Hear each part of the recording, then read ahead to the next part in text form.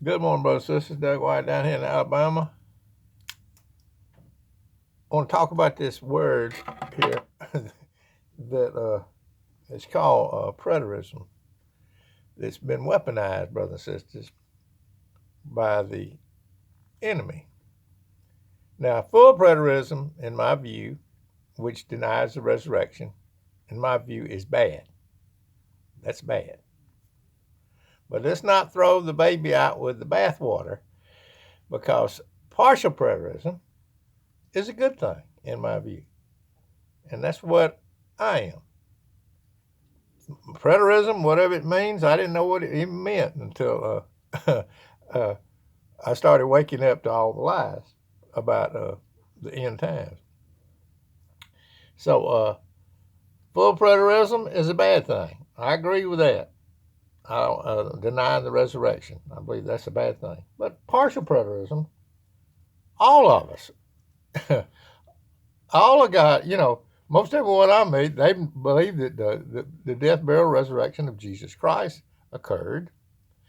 Uh, that would make you a partial preterist if you believe that, or if you believe that the uh, the Pentecost has occurred, is in our past. Well, that makes you a partial preterist. Well, I've just run up on some more things in the Scripture that I believe that have already occurred, and I'm gonna get into them on these videos that I got coming here. I think it's time we dealt with it.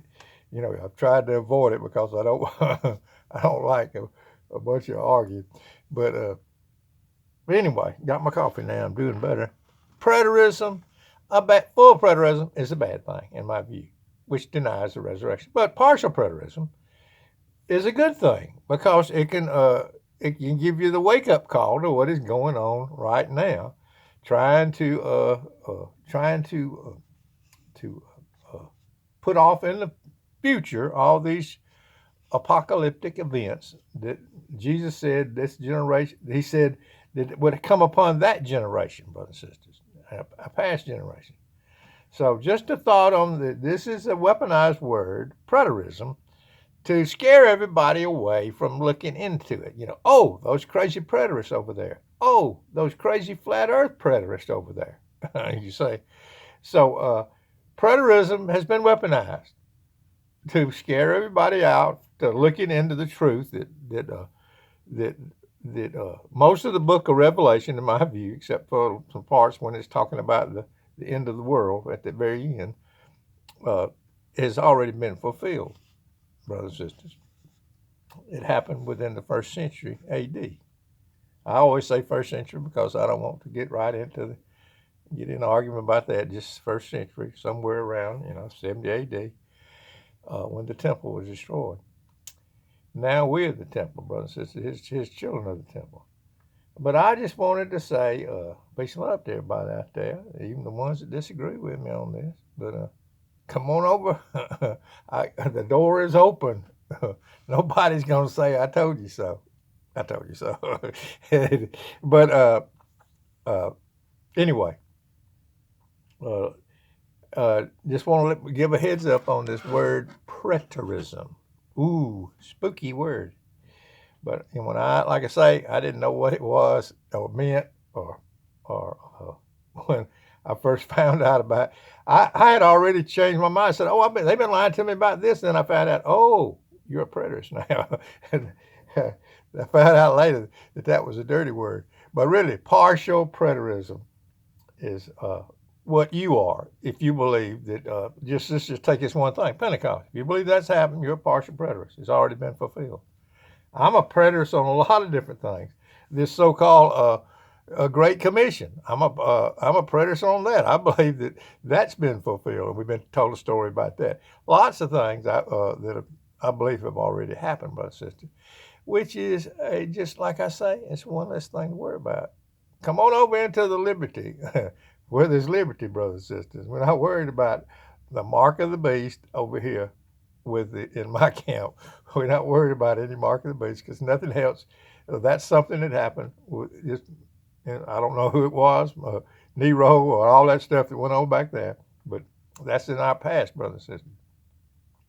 Anyway, I got a whole thing back there. If you want to take a month or two to look back, I go into great detail about all of it. But I'm just trying to hit the tip of the iceberg here on these few videos talking about the things that I believe had already come to pass. And like I say, the boogeyman, that's a boogeyman word. Don't look over there behind that curtain. Those are crazy flat earth preterists. They're not just flat earthers, they're flat earth preterists. Two dirty words that have been weaponized. But what it really means is you believe some things have already occurred. Anyway, I hope I said what I needed to say. Anyway, one more time. Full preterism, in my view, is a bad thing, which denies the resurrection of Jesus Christ, the last day.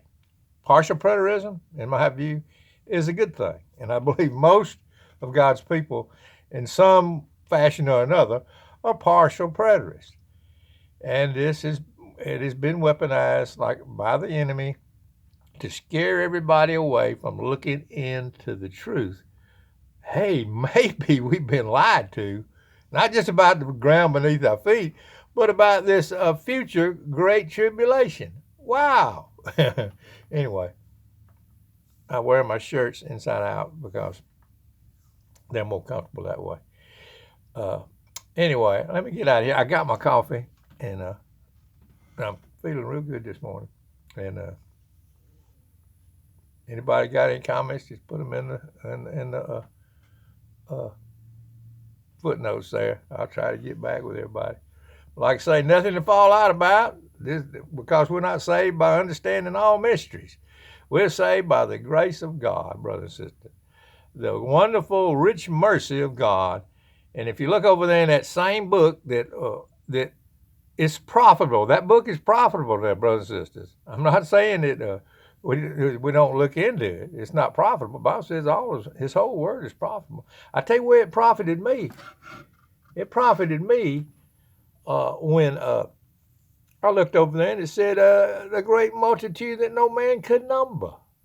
Oh, wow. Like the sand by the seashore over there, Abraham said. But anyway, he told Abraham it was like the sand by the seashore and like the stars in the sky. So, brother and sister, I like that language of every kindred, every tongue. That leaves a possibility for a poor wretch like me. So that's where Revelation is good. I love reading the book of Revelation. But all the apocalyptic language, brothers and sisters, that took place during that great and horrible period of time that Jesus said won't ever be like that again, brothers and sisters. But anyway, just want to say this one thing, and then I'm going to drink my coffee. Peace and love from this old boy down here in Alabama.